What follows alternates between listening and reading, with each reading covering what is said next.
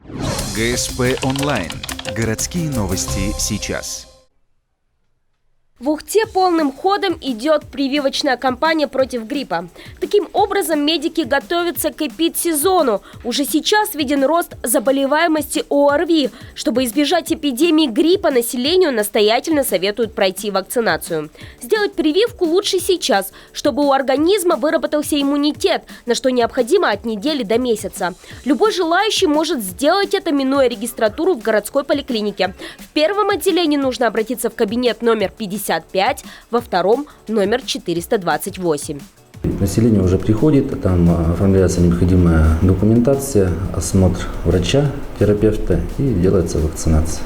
На сегодняшний день мы уже привили порядка 4500 человек, да, и на выезде у нас имеется мобильный пункт вакцинации, который работает в местах массового скопления людей. И порядка уже привито за неделю где-то 120 человек.